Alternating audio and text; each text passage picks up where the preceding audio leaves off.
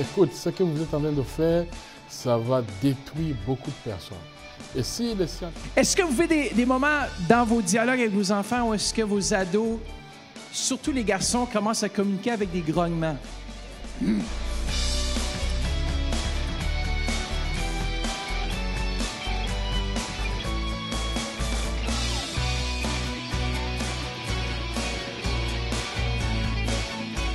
Dieu a tant aimé le monde.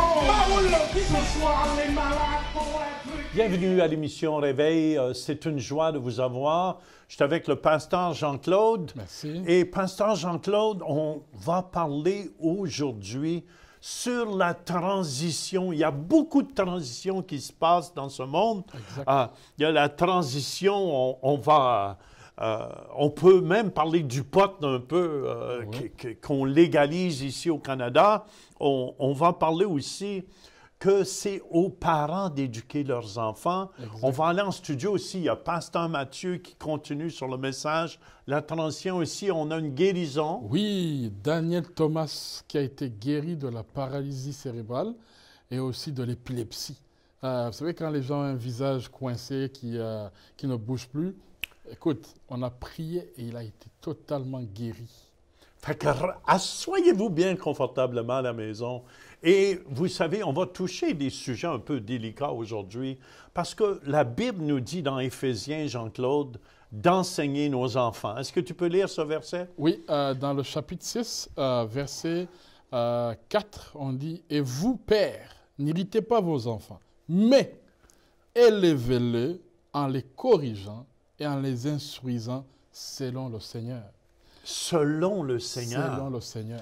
Je pense que c'est important. Et dans Deutéronome, on nous parle aussi aux parents d'enseigner, d'inculquer à vos enfants ce que vous voulez. Et dans la dernière émission, j'ai touché un peu le sujet, pasteur Jean-Claude, sur, justement, j'écoutais dans un reportage un couple qui disait que leur enfant, qui a 5 ans, un petit garçon, il se sent comme une fille, mais il le laisse libre.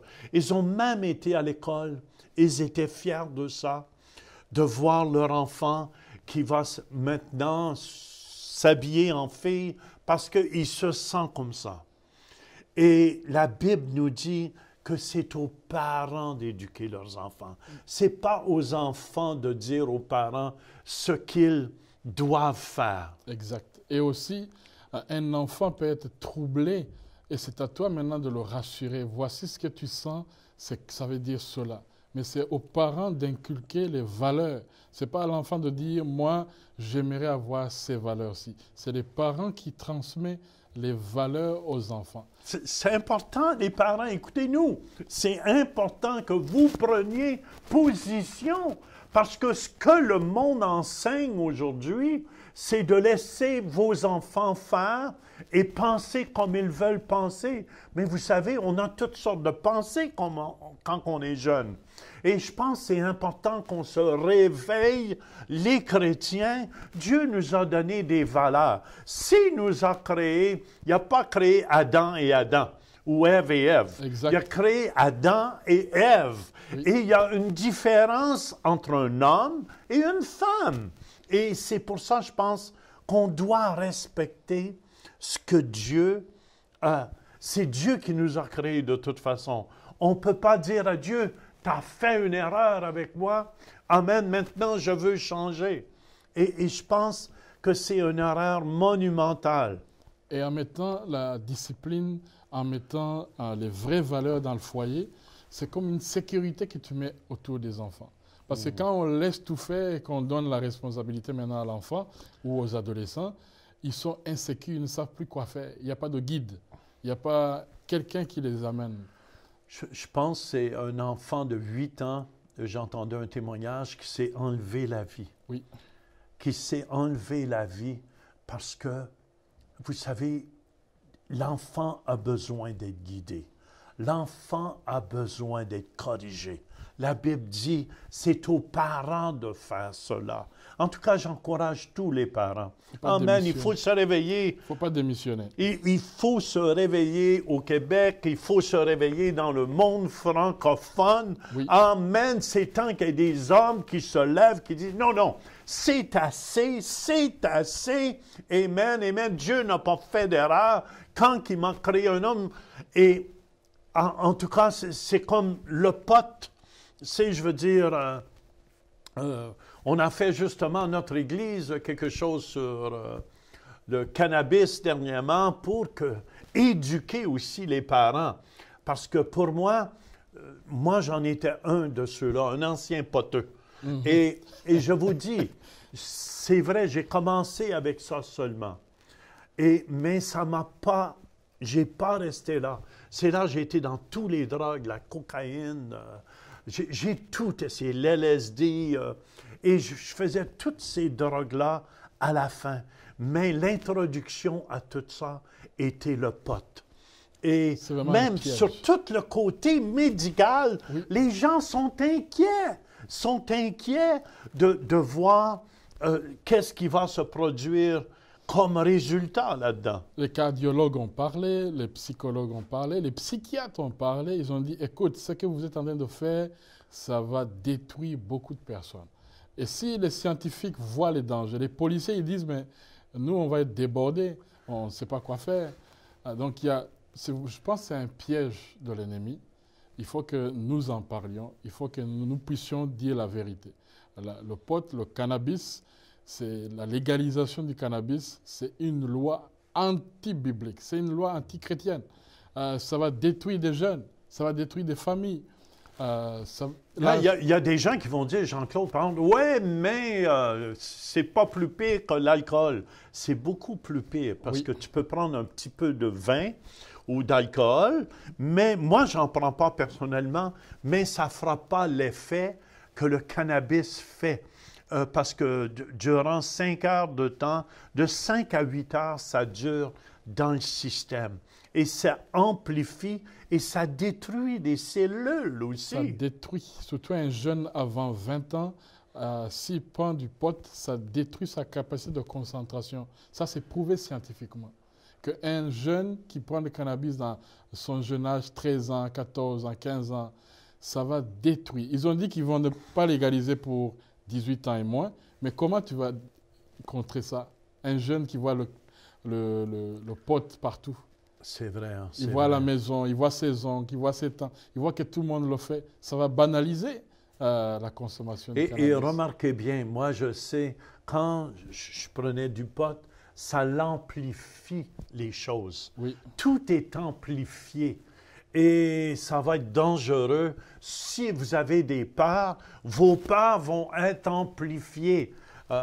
Les gens vont devenir, j'ai le mot anglophone qui me vient, paranoïde. Oui, schizophrène. Schizophrène. Et beaucoup, j'ai même de mes amis de jeunesse qu'aujourd'hui, c'est comme des légumes. Et c'était des fumeux de potes. Aujourd'hui, tu les rencontres. Et ils ne sont pas là. C'est pour ça, ma prière c'est que nous, les chrétiens, qu'on puisse se lever. Ce qu'on vous offre, c'est beaucoup meilleur que le pot. Ce que Jésus vous offre, c'est une vie comblée. Tu n'as pas besoin de rien pour combler ta vie.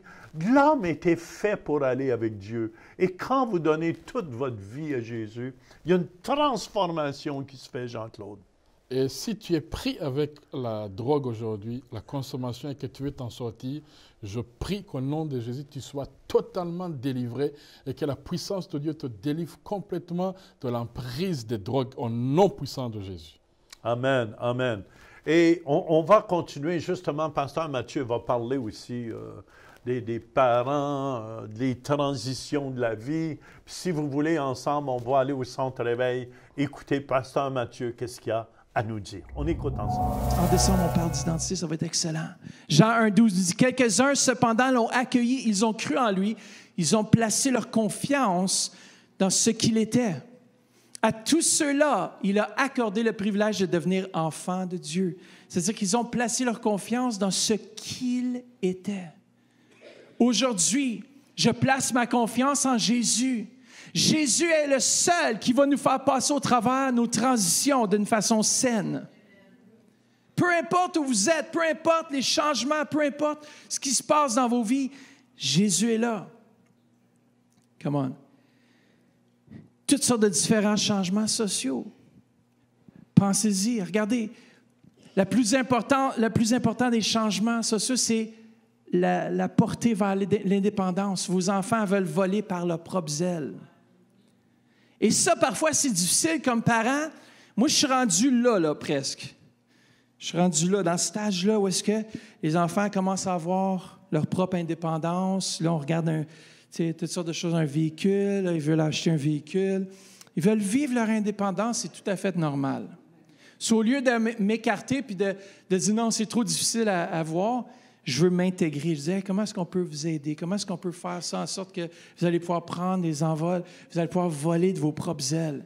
L'indépendance, comment? Les changements, l'indépendance. Vous savez que les recherches suggèrent que les adolescents, je suis rendu à l'indépendance, pour vous sachiez, les recherches suggèrent que les adolescents veulent faire la plupart des choses 2 ans plus tôt que ce que leurs parents pensent approprié.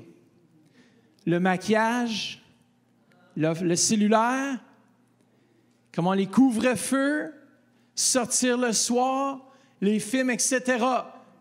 Les parents, nous, on est là, wow, tu veux sortir où? Dis-moi exactement où tu t'en vas, là. Avec qui? T'as-tu un numéro de téléphone où je peux appeler? Moi, je m'en souviens, quand j'étais ado, ma mère, elle nous avait donné chacun un autre. On se sentait tellement spécial le jour qu'elle nous a donné une pagette. Est-ce que vous avez déjà vu un pager? Mais tu mets une pagette. Écoutez, à l'époque, c'était pas l'iPhone 10, là. C'était le pager. Ça existe encore, il y a certaines entreprises qui l'utilisent. Mais une pagette, moi, on était spécial. Tu avais ça ici, là, sur la ceinture. Puis là, tu sentais une petite vibration une fois de temps en temps. Là, tu sais, quand tu deviens ado, tu veux ton indépendance, puis tu dis, ah, c'est pas ma mère, ça, qui m'envoie un texte. C'était pas des textes, là, on rentrait des numéros, on mettait le 911, ça voulait dire, appelle-moi, c'est urgent. Là, je regardais 911, puis là, ça me donnait le numéro de ma mère. Je suis comme, non, pas encore. Pas déjà. Je viens juste de sortir, ça fait même pas longtemps. Je suis sorti, check, elle veut tout de suite, je l'appelle.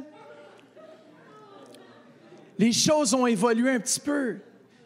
Regardez, mais je me rappellerai quand j'étais plus jeune encore, et je me rappellerai avoir rentré dans le véhicule de quelqu'un, il dit, viens voir le premier cellulaire, le Motorola. Gros comme un ordinateur portatif. Comment, il y a des transitions en technologie. Mais moi, je me rappelle du premier téléphone cellulaire. Je trouvais ça tellement cool. Tu étais dans un auto, tu peux téléphoner en quelque part. Bon, là, tous les gens ont dit, je suis bien vieux, notre pasteur. Non, je ne suis pas vieux, je suis un jeune homme. Comment? La communication. Comment c'est important? De nombreux adolescents essaient d'éviter de parler avec leurs parents. Ils ne souhaitent pas discuter de leur vie. Ils ne veulent pas se faire dire quoi faire. Vous savez qu'à un moment donné, en tant que parent, on peut se sentir rejeté. On peut se sentir, j'ai investi tellement dans ta vie, puis regarde ce que tu me fais. Et c'est là, nous, en tant que parents, on doit dire, non. Tu sais, tu as l'impression, c'est la phase où tu as l'impression que ta maison est rien de plus qu'un hôtel, où il y a de la nourriture, les repas sont gratuits et la lessive est faite. Comment, y a-t-il quelqu'un qui est dans cet âge-là? Là? Nous, on a toujours eu des tâches à la maison. Tu fais ta tâche, tu vis ici, tu fais ta tâche. Il y en a qui ne croient pas là-dedans. C'est comme maman qui fait tout. Vous savez, c'est pour ça que vous êtes brûlés, maman. Vous faites tout. Tout. Je suis allé à Abidjan. J'avoue que quand même, c'était quand même assez plaisant. Lorsqu'on était là, on était comme des rois, quoi. Des petits rois. En Côte d'Ivoire, Ivoire-roi. On était comme des rois servis, puis c'était les femmes qui faisaient tout. Bien, au niveau de la maison, au niveau d'entretien ménager, tout ça. Puis en plus, ils travaillaient à l'extérieur. Je dis, mais comment est-ce qu'ils font? Bon, ils ont des bonnes aussi, qu'on appelle des femmes qui aident aussi à la maison. Mais j'avoue que ma femme a dû peser le bouton reset quand j'arrivais à la maison. Ginger ale, s'il vous plaît?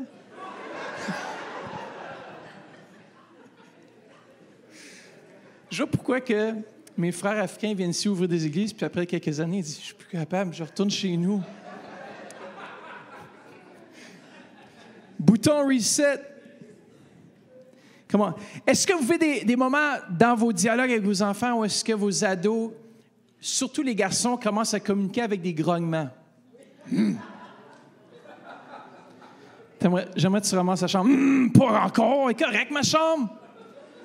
Il faut la voir, tu vois, c'est correct. Mais vous savez, souvent, on veut éteindre nos enfants lorsqu'ils essaient de communiquer certaines choses. Et c'est normal qu'ils commencent à répliquer un peu des fois. Et des fois, si on ne les laisse pas, puis là, on va dire, mais là, pasteur, c'est la rébellion. Il faut faire attention de ne pas détruire l'esprit de l'enfant. Ils essaient de développer leur indépendance dans leur communication. Et si on dit tout, puis on saccage tout, puis on dit, ça, c'est la rébellion. Tu dois te soumettre.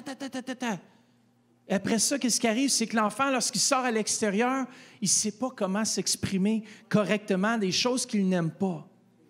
Alors, vous savez, c'est important aussi de laisser vos enfants s'exprimer de façon respectueuse. Ils sont dans votre maison, ils vont vous respecter. Et puis, si jamais vos enfants vous disent, « Bien, moi, j'ai le goût de déménager », je dis, « Bien, viens-t'en, on va faire tes bagages ensemble. » J'ai dit, « Attends une minute, on va sortir Kijiji, as-tu des appartements à louer ici? T'aimerais habiter où? T'aimerais voir où? T'aimerais vivre où? » J'ai dit, « Tu sais combien ton revenu présentement? Attends une minute, je vais voir si avec ton revenu, quel loyer tu peux aller chercher? Hey, tu peux même pas habiter Vanier, tu peux même pas habiter des secteurs plus pauvres. Tu peux même pas... Ah ouais? Oui, c'est ça. Est-ce que tu vas encore rester à la maison? Je veux rester longtemps à la maison. C'est tellement bon. Comment? Quelques idées qui peuvent vous être utiles. Ne prenez pas tout de façon personnelle. Vos ados traversent beaucoup de défis, de changements et ont besoin de vous. Passez moins de temps à instruire. Parents, écoutez-moi. À un moment donné dans la vie de ton enfant, il a entendu tes proverbes. Ils l'ont saisi. Maintenant, qu'est-ce qu'ils ont besoin? C'est de vos oreilles pour écouter. Ils ont besoin de, eux, verbaliser comment ils réagiraient dans telle situation. Et puis de dire, mon fils, si tu penses que c'est comme ça, vas-y. Même si des fois, tu es comme, oh my goodness, il va faillir, il va manquer le but, il va... Parce que des fois, nos enfants sont plus intelligents qu'on pense, sont plus smart qu'on pense. Moi, je ne m'estime plus avec mon fils parce qu'il connaît tellement les animaux et toutes ces choses-là. Il m'expliquait une affaire l'autre jour, je suis comme, es-tu sérieux? Il dit, oui, oui. Je l'ai lu dans mon débrouillard, je l'ai lu dans les livres de géographie. Je suis comme, tabarnouche. Là, je sors Google, je dis, as-tu vraiment raison? Oui, c'est vrai, il a raison. OK, encore quelques idées. Faites des promenades avec vos enfants. Sortez, allez prendre un café. Si vous devez établir des limites, abordez le sujet comme vous le feriez avec un collègue. Asseyez-vous avec vos enfants. Des fois, c'est plus facile dit que fait, mais vous pouvez vous asseoir avec vos enfants puis dialoguer avec eux. Dites, écoute, qu'est-ce qu'on fait pour ça? Moi, je vois ça de certaine façon. Toi, tu vois ça comment? Il y a des fois, il faut qu'on mette le pied par terre, mais des fois aussi, il faut travailler en relation avec nos enfants et non tout le temps, toujours couper leur développement. Amen? Alors, juste un recap. Qu'est-ce que l'Éternel a dit à Josué? Il dit, lève-toi. Maintenant, lève-toi. Prends possession. Avec nos ados, on doit dire la même chose. Des fois, lève-toi, prends possession. Mais nous, en tant que parents, on doit se lever, prendre possession, nous, de notre foyer. Et de prier pour nos ados, de prier, d'intercéder, de mettre la main sur les oreillers le soir quand ils ne sont pas là. Ou quand ils sont là, tu rentres secrètement dans sa chambre, puis tu mets ta main doucement sur eux, puis tu commences à prier pour eux. Tu commences à invoquer le sang de Jésus sur leur vie. Tu commences à prier, peut-être vous êtes grands-parents, mais priez pour vos petits-enfants. Priez, lorsque vous avez l'occasion d'être avec eux, priez, prenez-les dans vos bras, dites-leur que vous les aimez. Vous savez, la plus grande chose des fois dans ce monde, c'est qu'on ne prend pas le temps de dire à nos enfants qu'on les aime. On est tellement pressé, on veut tellement qu'ils réussissent, on veut tellement qu'ils passent à l'école supérieure qu'on ne prend pas le temps de dire « Écoute, je t'aime. Viens ici, peu importe ce qui se passe dans ta vie, peu importe, tu as failli le test, c'est pas grave. Il va y avoir une autre occasion. Puis ce ne sera pas la seule faillite que tu vas avoir. Il va y en avoir d'autres faillites. Il va y avoir d'autres moments où est-ce que tu vas vouloir abandonner. Il va y avoir d'autres moments de transition dans ta vie. Come on. Restez ferme. Merci, Pasteur Mathieu. C'est donc vrai, Jean-Claude. Les transitions dans la vie, c'est pas toujours si facile que ça. Oui. Moi, j'ai transitionné, j'étais le pasteur senior, je suis devenu juste l'apôtre comme un papa. Un papa doit regarder ce que ses enfants font et les laisser aller. Et papa ne doit pas toujours être là. Et je tiens à vous dire, ce n'est pas toujours facile. Parce qu'avant, je rentrais ici à l'église, j'étais le patron. Est-ce que vous me suivez? On fait ci, on fait ça. Puis là, je dois laisser mon fils. Une nouvelle transition. Une nouvelle transition. Et c'est comme la transition de l'Afrique ici. Mais nous sommes bénis quand vous faites ça. On voit que vous donnez un modèle aussi. Il y a des gens qui regardent ce qui se passe, qui disent « Waouh, il faut que moi aussi je forme les jeunes ou les gens qui vont venir prendre la relève. » Et ça, vous faites. On est vraiment bénis de ce que vous êtes en train d'accomplir ici au Centre Réveil. Et j'aimerais aussi vous encourager à la maison. Vous savez, Jésus est vivant et Jésus guérit. Et le prochain témoignage qu'on va entendre, c'est quelqu'un qui a été guéri de paralysie et d'épilepsie. Quelqu'un a vu le changement tout de suite. On a commencé à prier et ils ont vu qu'il y avait un changement de visage. C'est puissant. C'est puissant. Mais j'ai un autre témoignage à vous dire, juste avant qu'on ait à ce témoignage-là. J'ai un de mes amis qui disait, Amen, il a prié sur quelqu'un qui n'avait pas de yeux. C'était vide. Pas de yeux, c'était vide. Rien du tout. Il a mis ses mains et il a senti 2 boules qui ont commencé à sortir, à se former. Et la personne a été guérie. C'est miraculeux. Wow. Miraculeux au complet. Et la personne a eu 2 yeux qui sont venus. Amen. Et elle a vu pour la première fois de sa vie. Fait que le Dieu que nous servons est puissant, Jean-Claude. Amen. Et je veux qu'on écoute ensemble ce témoignage de quelqu'un qui a été guéri de paralysie et d'épilepsie. Et on vous revient et on prie pour vous. Amen.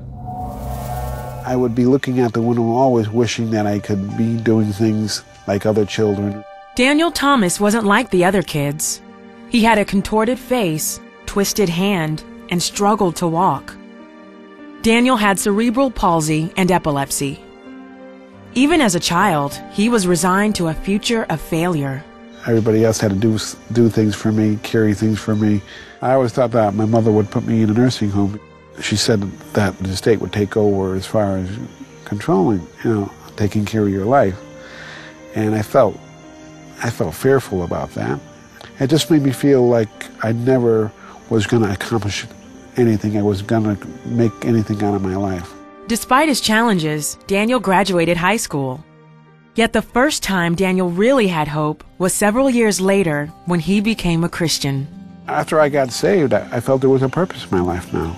And a plan of action. A few years later, Daniel met the love of his life at church. Cecile looked beyond the exterior and saw a man with a tender heart. He was a lot more sensitive as a man to feelings than most guys. Daniel's life had a new purpose and meaning. Still, his physical condition strained their marriage. Dan used to have 8 seizures a day, even with his medication, with proper rest, and watching his diet. It must have been very frustrating to him, and as a person who cares for someone who has seizures and cerebral palsy, it breaks your heart. Cecile and Daniel began to pray that God would heal him of cerebral palsy and epilepsy. One night at a church meeting, someone prayed for Daniel. I felt the electricity going through my body at the time. And they said, hey, look at this guy, look at his face. Look at him. Look at Dan's face. He's changed. The countenance of his face is totally changed. And I was able to talk straight, and I was able to begin to use my hands better. Daniel's seizures didn't go away, but he continued to pray and believe that God would heal him. Many times I would call the 700 Club and I would ask for prayer about healing. I would pray with counselors, and I could watch the Lord work them out. He began to physically improve day by day. Several years later at a Benny Hinn crusade, Daniel and Cecile went forward for prayer. I said a prayer while we were at the service. Lord, finish this work that's in me. Heal me of this pain I have in my head, and also finish the work of the cerebral palsy and the epilepsy. Against everything, he believed, and God healed him and blessed him. Today, Daniel is able to do things he only dreamed of before. With this new passion for life, he's eager to share God's miraculous power. It was like an onion, like a process taken off layer by layer. I wouldn't let go. I just kept on believing and believing that God was going to do what he said. It's amazing having seen Dan from where he came from to how he's providing for his family today. He always reminded me that, remember, faith and miracles are for today. And what I did in your life, other people need to know. It's humbling to know that he's able when I'm not able. And it's like, he's big. He's bigger than big. That's all I can say in my life. Quel Dieu puissant que nous avons. Alléluia. Et Jean-Claude, on va se donner la main. On se donne la main à la maison. Placez votre main là où vous avez mal. Je vais demander à pasteur Jean-Claude de prier pour vous. Éternel Dieu des armées, toi le Dieu Amen. puissant, Amen. toi l'éternel des armées qui combat pour nous. Aujourd'hui, nous adressons cette prière à toi. Au nom puissant de Jésus, nous déclarons la guérison sur mon frère, la guérison sur ma soeur. Nous plaidons le sang de Jésus, le sang qui a coulé à la croix de Golgotha. Nous plaidons ce sang dans son cas, sur sa maladie. Et nous déclarons que cette maladie est guérie de la tête jusqu'aux pieds. Elle disparaît. Là où il y a besoin d'un miracle de création, nous commandons que la création d'un organe soit là et que le miracle soit authentifié. Au nom puissant de Jésus. Merci, Papa. Amen, amen. Merci, Seigneur. Il y a des gens, vous allez ressentir une chaleur sur vous. Yes. C'est la puissance du Saint-Esprit Yes. qui agit présentement. Alléluia. Faites un pas de foi, bougez. Alléluia. Faites ce que vous ne pouviez faire. Laissez-nous savoir ce qui se passe. Amen. C'est tout le temps que nous avons.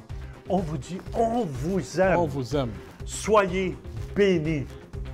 Vous pouvez devenir partenaire de l'émission Réveil en faisant un don mensuel de 20 $ ou plus par Visa ou Mastercard par le biais de notre site web ou en nous faisant parvenir un chèque par la poste. Pour plus de renseignements, visitez notre site web centreréveil.com ou composez le 1-877-273-8345. Merci de votre soutien.